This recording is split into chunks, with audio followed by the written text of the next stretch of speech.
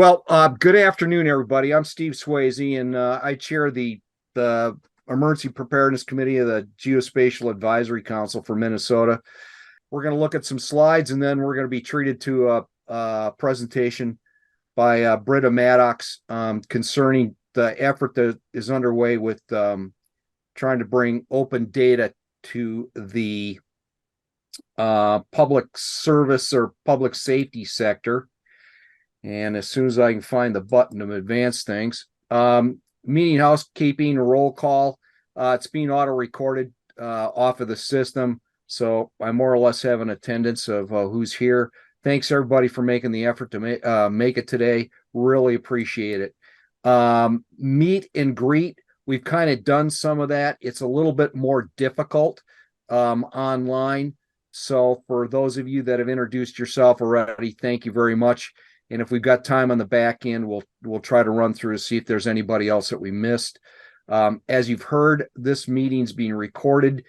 It'll be placed up on YouTube. So folks that aren't able to make it, typically the staff at MinGeo kind of likes to tune in and find out what we've been up to. So we make that available to them via that mechanism. So as the chair, I'm calling the admin portion of the meeting to order, and that takes us over to the agenda. The agenda is published. Most of you have received it, and as you can see here on the board, we're going to do 30 minutes to kind of run through the administrative stuff, then 30 minutes with a spillover on the back end of it, depending on what kind of level of questions we get for Bretta's presentation, and then we'll take it from there. Are there any additions, deletions, or changes that someone would like to suggest to the agenda? And voice them rather than me asking for approval of the agenda as put forward. Going once, going twice, gone. Hearing nobody in opposition to the agenda, and approval of last meeting minutes. Again, this meeting from June is posted online, and are there any corrections to it as published? Hearing none, we'll consider that to be the approval of the last meeting. That takes us over to, I guess, do we need to do, Randy, are you online? Are you here with us? Yes, I am. What do you think? Do we need to have a motion to open the meeting since I've already kind of got things underway? Or are we good to go? Good to go. Good to go. All right, we'll keep rolling. So we got some updates, issues, and good efforts. Okay, this is 2019. Please note the name of the airline. Shortly after takeoff out of Moscow, they encountered some birds that they knew were there, and decided they needed to land in the cornfield directly off the end of the runway. Sound familiar? But anyway, a sweet corn landing. Never mind. Okay. This, as I've promised before, will be the last time. I assume you can all see my screen. Are we good to go, Randy? Yes. Yes. Okay.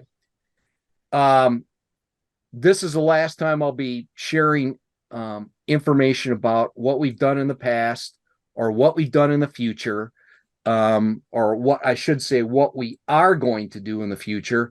I know this is a boring slide, and this is a reminder that, number one, off of this slide, we're very, very busy with our efforts, but going forward, you can find out about everything that's happening in the past and in the future just by going to the events calendar on the mgacepc.org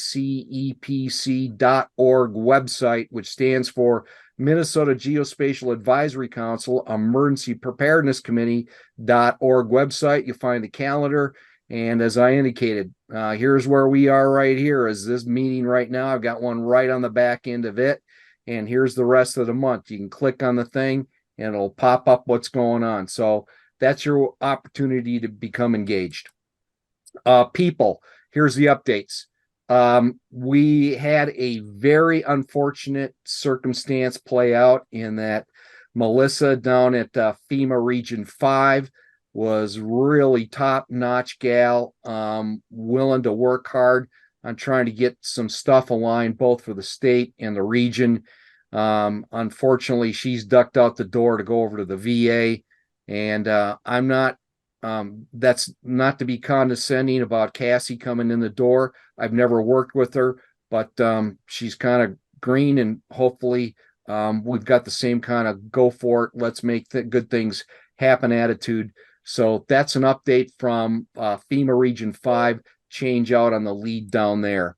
Mingeo, Nancy Rader, longtime administrative support for the Emergency Preparedness Committee, has retired, and in her place, Megan Cisco is taken over. I think that's how you say it.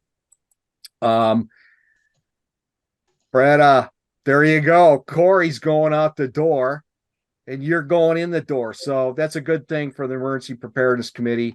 On the Minnesota Geospatial Advisory Council, we have a voice in high places that'll make sure that we stay out of trouble. So thank you, Bretta, for coming forward on that. Really appreciate it. Okay, other information. Quick update from yesterday's Minnesota Geospatial Advisory Council meeting. Money's coming in the door at MinGeo. The legislature approved $9.7 million for replacing the monumentation, and that's the sort of stuff that gets pounded into the ground when surveyors went through to originally survey out the town's range, township and range across the state. Many of those are either been disturbed, buried, or some of them were as simple as large wooden stakes driven into the ground. Anyway, that all needs to be replaced. The state's allocated $9.7 million to do it, to hire a surveyor that's going to manage the program. They're going to live in MinGeo's office. And also in the last budget, for the first time in eons, MinGeo has been given an additional amount of money, $365,000 budget increase. And hopefully that moves them out of this hand-to-mouth arrangement that they've been in existence for a long time. Where were we? Okay, so that's updates. Anybody else got anything to add to the update section? Going once, going twice, gone. Here we go. Okay, so some of you might be aware this week, instead of landing in a cornfield, we've decided that we're going to land in a wheat field. So anyway, what the heck? This isn't the airport. Never mind. Moving right along. This, as far as an issue, the state is correctly doing its best to try to herd all of the committees onto the ArcGIS hub. But rather than me saying the hub's the answer, saying the approach of trying to find a unified delivery of the message of outreach for the respective committees is appropriate. I spent a better part of 2 to 3 hours working on trying to get this working on ArcGIS Hub, and unfortunately, it is really not an editing tool. It's more or less a way to display maps and put some text with it, which leads me to what I've moved forward on doing for the time being to try to represent us as best as possible. And we previously, I got to go back. So here comes the good efforts. I think you'll agree is deep planing will be at Haystack 37B. Never mind. Okay. Good efforts. Taken what we had standing up already as a website and have converted it to follow the theme that the state is trying to get us to go take a look at. and this has been an important transition. There was a bunch of time spent building it, and hopefully, when the ArcGIS hub thing works a little bit better, they'll be able to strip the content right out and just carry it over. So I'm going to pop us out for a second. We're going to go take a look at what's over there, just as a way, if you will, of getting a sense of what's important for you to be aware of that's over there. So let me end the show here for a second, and we'll jump over and go take a tour. So here's what I'd like to hit. On the home page, we'll post up anything that's of the most recent great news kind of stuff. And then there's also jump outs, just like there is with these items. If you click on the hyperlink, it'll take you to the direct item. And here's a way to link out to the project teams that the EPC is currently got underway. Under about, what I think is worth you knowing about in the awards section going forward, we'll talk a little bit more about this from now in a bit, is that we're going to start posting up a volunteer of the quarter. There will be a certificate handed out for them, so on and so forth. And if we move down to background, I'm a Neanderthal. When I started in this, and some of the folks have heard this many times before, but I apologize. But when I started out, GIS was nothing more than punching out punch cards, literally, and then taking them down to a computer that filled up half the basement of a large building at the University of Wisconsin, and then getting it to draw the outline of a lake. And so this background piece, if you ever run into a discussion that you need kind of a way to help people understand how far this technology has come within the last 50 years, here's a way to try to get a sense of that. And there's also a sense in here about how the committee has evolved over time. And here are some highlight breakouts of accomplishments.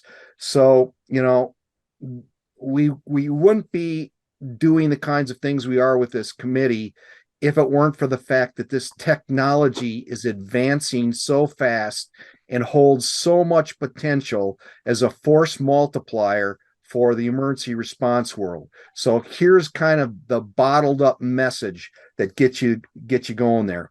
Also, in this area here, the other thing I would like to point out is news. And you'll find here, if we've got a meeting announcement or whatever, if there's a hyperlink that carries through for it, it will be there. And people occasionally send me breakout items that say, hey, we've got training on the 14th of the month on XYZ. I will post those up in here so that I'm not spamming your inbox. So if you're looking for a training opportunity and I'm aware of it, I've posted it up there. And conversely, if you're aware of a training opportunity and you think others might like to know about it, send it to me and I'll post it up there. There's nothing to it. Up on the meetings section here, just a reminder that if you ever are in wonder of when's the next meeting and how do I connect to it and all that stuff, it's posted up in here. Our past meetings are up on YouTube. You can go watch them anytime you want. And as I mentioned earlier about the calendar, there it is. You can go dig around the calendar, click on it, and you can see that Stacy and myself are going to get together and we're going to be talking about some stuff on the 19th. Or if you want to tune into one of these underground utility mapping project team large group meetings, here's the information how to get there, even the click to get through there. So all that stuff's up there in the calendar. Then for a long time, there's been confusion about, what's the level of participation? Well, if you just want to receive information from us, here's how you do it. If you want to join a project team, here, click here. If you want to be part of the resilience volunteer, effort, we've tried to break this out in a way that makes it a little bit more obvious of how to do that. Then we jump over to project teams, and this committee, through the hard work of all the membership on this committee, has done some pretty exceptional stuff over the years, and it's easy to forget about that. So we've laid out, if you will, not only a brief synopsis of what that history is about. But for instance, you want to go read the after action report from the Red River Valley flooding, the mapping support that was provided. You click on that and away you go. You got it. And then the other remaining 6 items there are the current project areas that we're working in. So if you take a quick look and go over to the critical infrastructure assessment group, you can see we explain what the mission is. Why is this something that's important? Here's a story about what's gone on. Here are some related links to things that are currently being, if you will, worked with or worked forward on trying to deliver for that particular project. They'll tell you a little bit what we're currently working on for that project.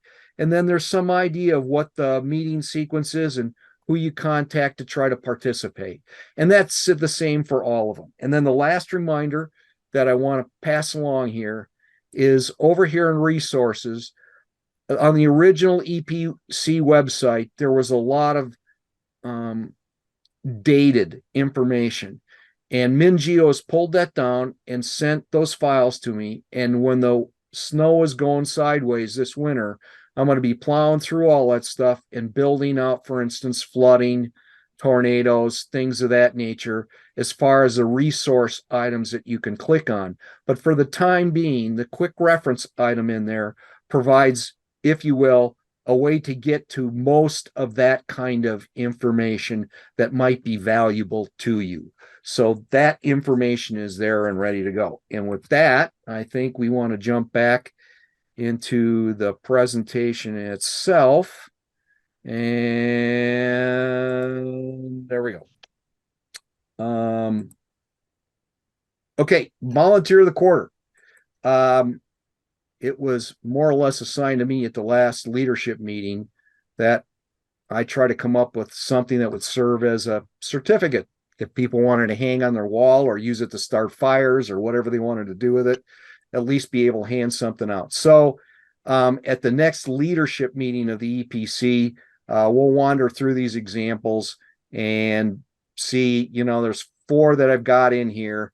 There's one that's just the plain paper, kind of with a story on it. There's one with a backdrop of the original LIMIC and the Governor's Council on GIS. Their original logos in the background. There's a version with the state on it, and then excellence award. So we'll be beating that up. And if you've got any impressions of what you thought you saw there and what you liked best, by all means, be free, feel free to shoot me an email at chair@mgacepc.org. And I'd greatly entertain anything you'd like to pass along. Okay, now I'm going to come up for air for a second. Okay, what did I forget? Or there are other victories or defeats out there that we should mention before we go into the project teams? Going once, going twice. Gone. Okay, here we go. Next up is project team reports.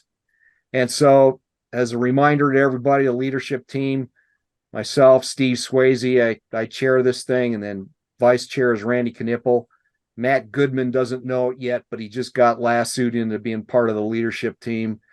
Brian Huberty, Corey Richter, and Stacy Stark. Our next meeting is Wednesday, September 27th at 9 a.m. If you'd like to come by and join that, again, feel free to do so. And you can do that by shooting me an email, say, hey, I'd like to sit in and see what you guys talk about or whatever. And once again, it's that chair@mgacepc.org. So as we go through the project team items, if you're here and able to represent your project team, please also mention whether or not you're going to be presenting at Minnesota GIS LAS. So folks are tuned in to be looking for you, maybe presenting on your project team while you're up there. That takes us to Stacy. And Stacy, I've set you up with a pitch on unifying data sets to get us to an in game. So you ready to chat? Sure. Thanks, Steve. Hi, everyone. Yeah, so just a quick little background on the critical infrastructure assessment work group.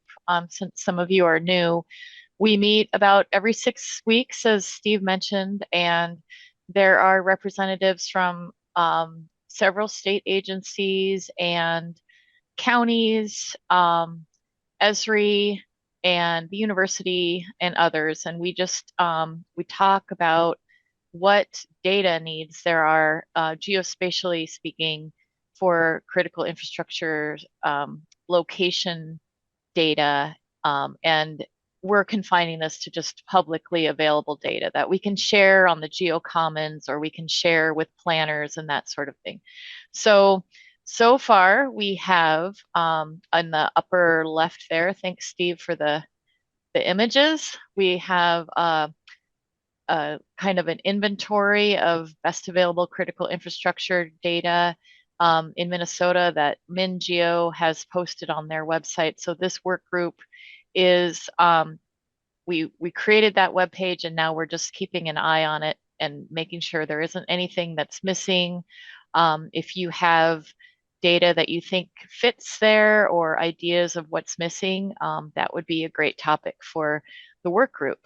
And I am using that kind of information for a project I'm working on at the at USpatial, my day job, to update the state hazard mitigation plan. And as part of that, we need to look at risk to critical infrastructure due to flooding and other natural hazard events. And so we use these data like that, like are listed there in that plan. And that's coming up now. So that's important to have that right. On the upper right is a Minnesota Situational Awareness Viewer, which uses that data and other data for a public view of what is available in Minnesota. So same sorts of information with added thematic layers of,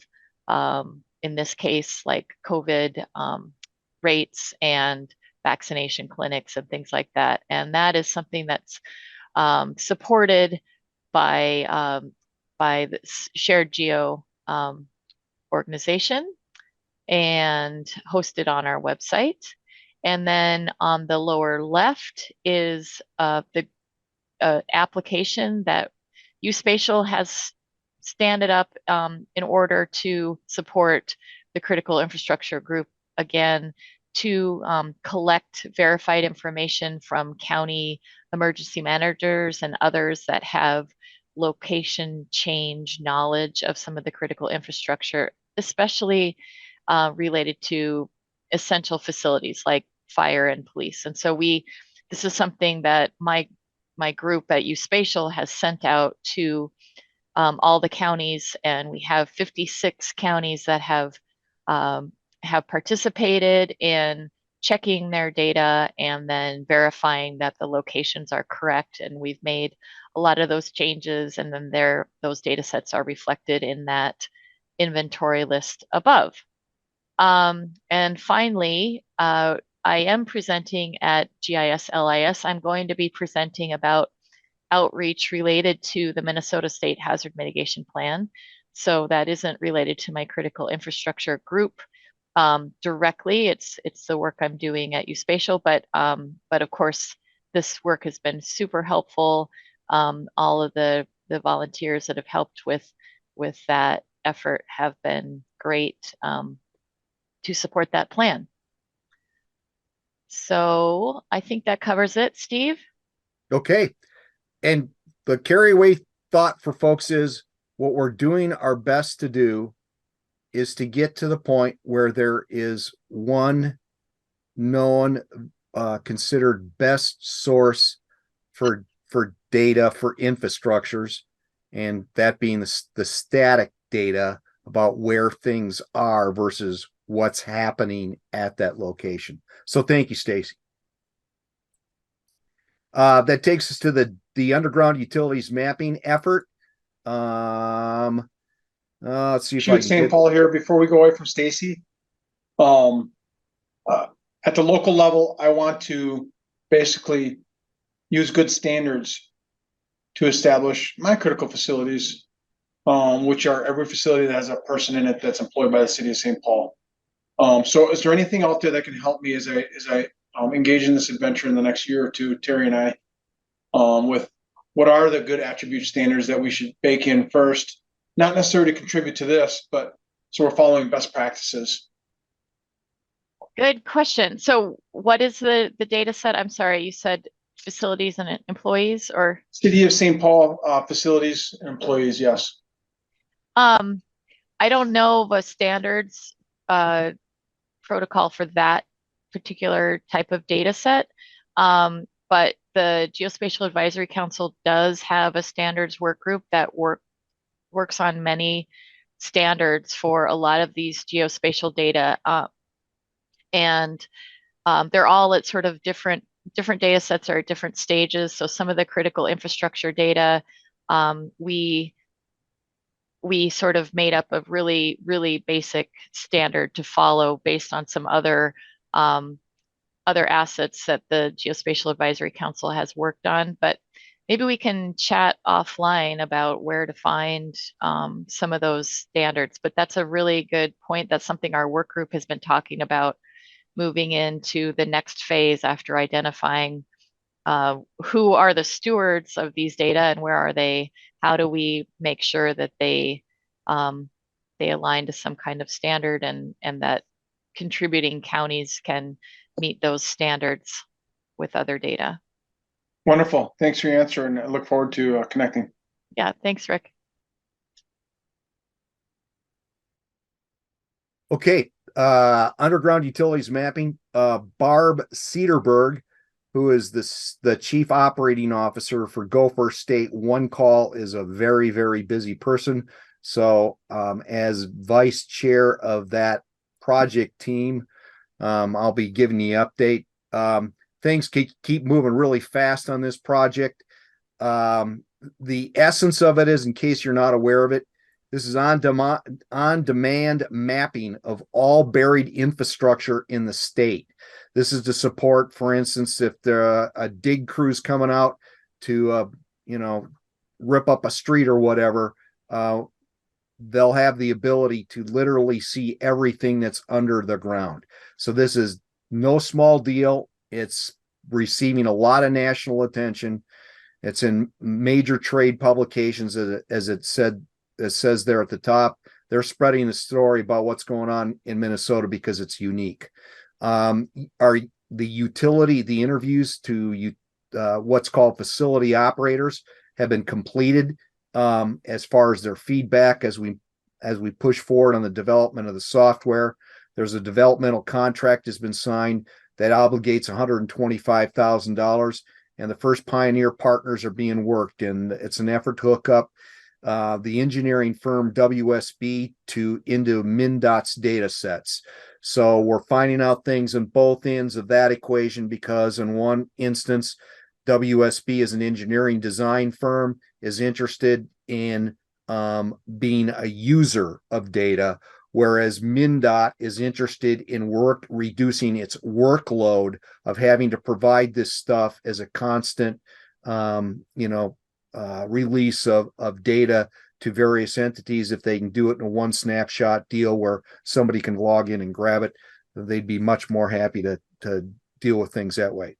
There's a PHMSA grant out there. That's the Pipeline Hazardous Materials Safety Administration. That's pending. We got our toes crossed, our fingers crossed. If we can get $100,000 out of them, that'll take us across the finish line, or at least get us within sniffing distance of the finish line of a full rollout for the state. Upcoming presentations, Energis in Pittsburgh, PA.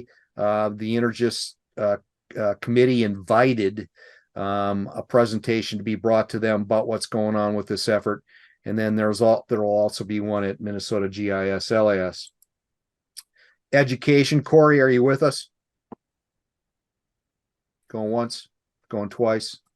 The essence of it is that project, as Corey comes off being the chair of the Minnesota Geospatial Advisory Council.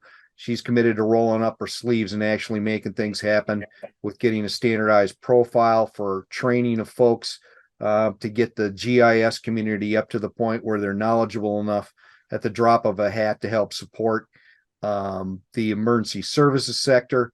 There's the ability to do some self-training if you'd like to do so.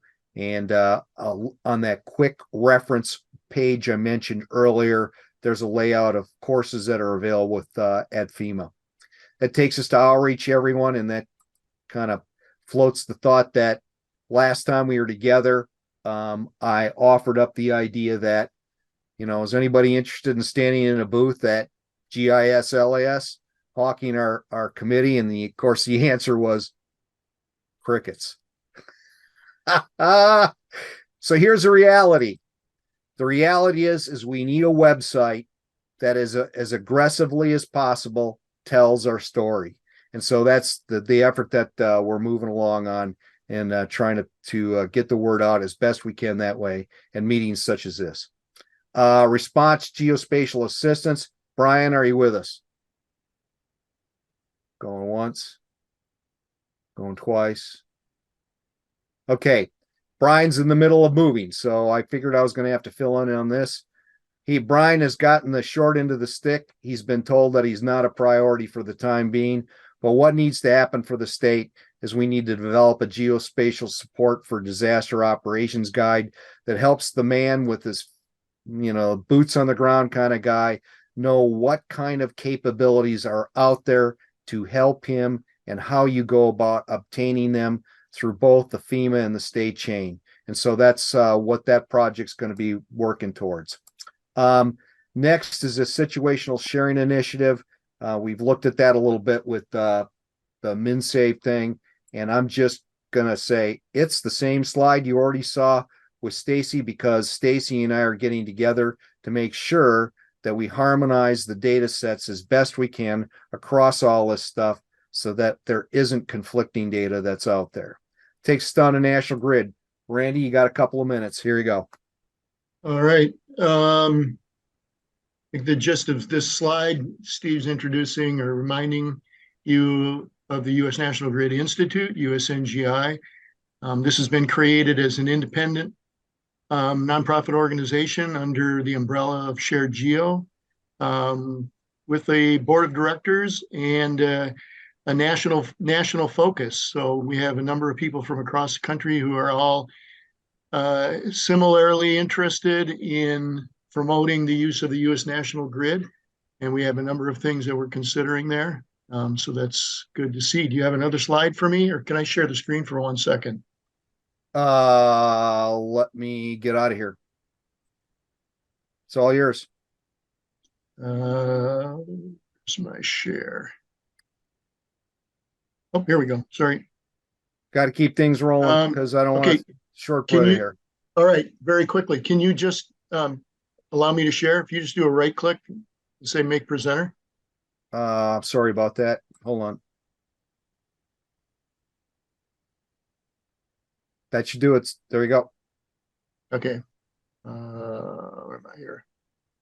All right. So just very quickly, what I've done is updated the U.S. National Grid maps for the state of Minnesota. I just want to remind everybody how to get there. So from the EPC website, you click on this link to go to mgacepc.org, scroll down to U.S. National Grid, and from there, the Resource Center. And if you click on this image, it brings up an app that has a polygon for each of the 10-kilometer squares. When you click on it, it gives you two links. One is for the aerial and one is for now, we're calling it topo. We previously called it street.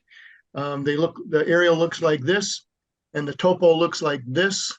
These are just using simply base map services from Esri. The maps are all created using ArcGIS Pro, and the maps have been moved out to a map repository that is available to the usnginstitute.org. So previously it was on Dakota County repository. which is not a good thing in case I'm not at Dakota County anymore. So it's now on usngi.org on a map repository, and that's a good place for it. I encourage you to go out there and look at these maps, see what you think. They are all USNG compliant. As I said, they run a 6-map series out of the ArcGIS.pro. So ArcGIS Pro, sorry. Okay, so that's good enough. I can stop sharing. Where do I stop sharing? Oh, here we go. Okay, thank you, Randy. Appreciate it. I wildly want to assume you can now see my screen again. Yes. Okay, good to go. All right, so EPC priorities, that meeting I was telling you about, we have a long list of stuff that we're going to be looking at in the leadership team, trying to figure out, okay, we're spread pretty thin here. I think you can probably tell from, what we've talked about here today. So as a leadership group, we got to think about how we focus things a little bit better to get the job done. So if you're interested in coming on by, there's my email, chair at mgacepc.org. Love to have you join us. It takes us old business. Is there any old business? Going once, going twice, gone. Is there any new business? Going once, going twice, gone. Takes us down to comments, announcements, and other business. Well, as a standard thing, we have got an award that we hand out. We talked about that volunteer award, and it's Stacy who's on the call. I'm going to read her citation. Us military guys love these citations. I'm telling you. Here it is. Oh, geez, Steve. Since 2019, did not warn me University of about this. Minnesota U Spatial Associate Director Stacy Stark has worked diligently as chair of the Critical Infrastructure Assessment Project Team to guide efforts which are identifying and reviewing critical infrastructure data sets of various stakeholders across Minnesota.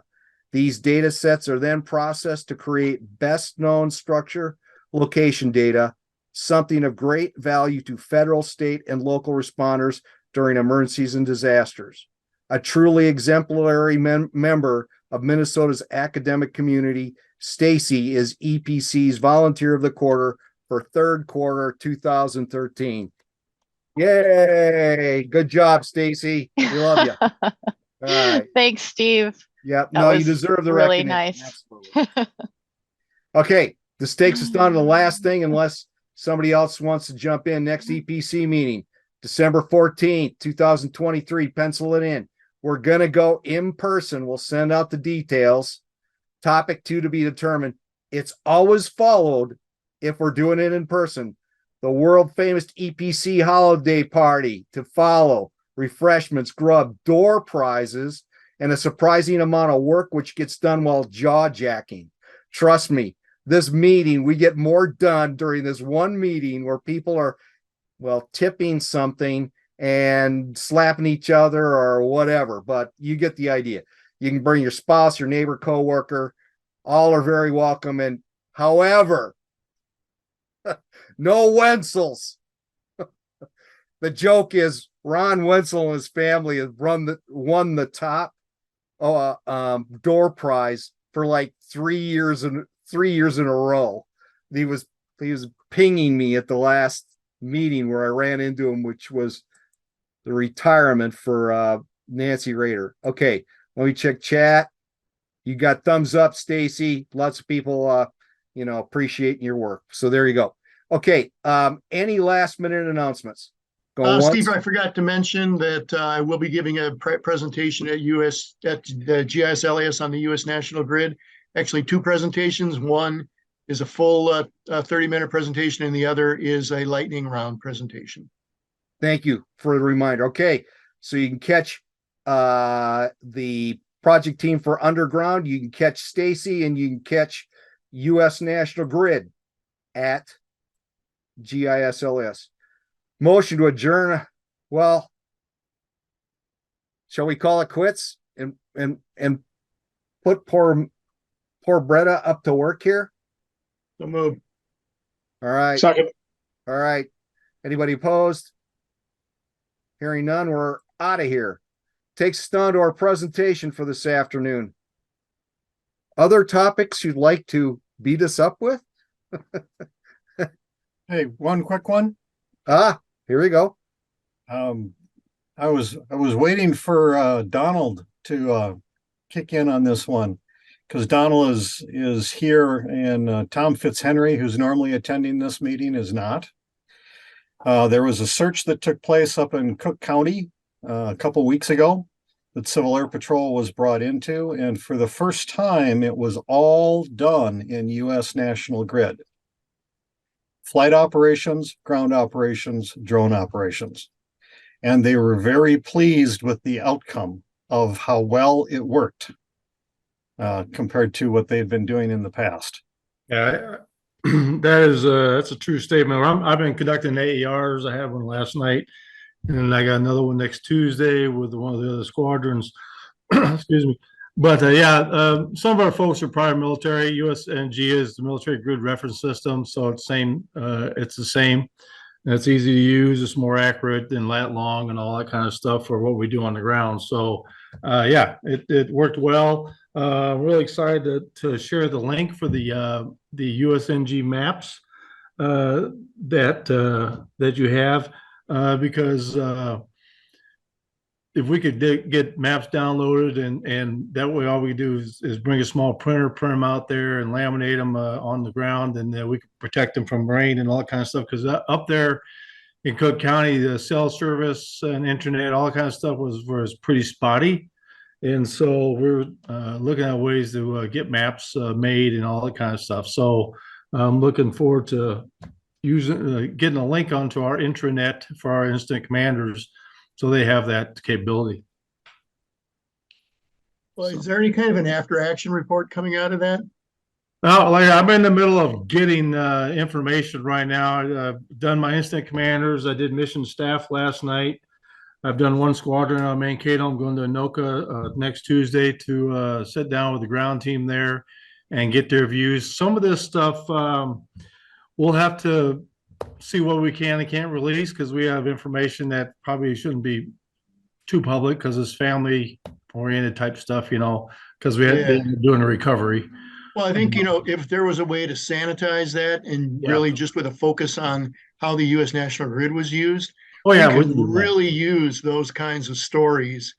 Especially we recently had a story shared with us out of Florida that was quite the opposite experience, and we can really use something. And but there will be there was a lot of reaction to that fact, and I believe there are going to be some changes, significant changes as a result of the experiences that they had in Florida. But it'd be really good to get a positive story too. Oh, absolutely. No, they discussed it last night, and that using the USNG system helped a lot. It's very accurate. We're using SAR Topo too to control our ground teams and stuff. So we'll get something out there. It's going to take a little bit to get all this compiled together right here because we had of our 24 squadrons, I think we had about 23 of them actually sent people up there and participated. So, wow. Yeah. Yeah. And I'd certainly like to talk with you at some point about what we might be able to do as far as map resources. The maps that we have out there are based on the 10 kilometer squares. They're 1 to 24,000 scale. So, I don't know what it's going to give you in terms of, boots on the ground. It's more good for, an overview, situational awareness for larger events or for, geographically distributed events at 1 to 24,000 scale. But, I think there are a number of other resources available, ways to make hasty maps using free resources, and certainly like to have that conversation with you. Absolutely. Yep. Oh. Good to hear. Thank you. Cool. Thank you. All right. Is there anybody else? Going once? Going twice? Okay, I'm going swimming in the background. We'll see you all later. Bye-bye.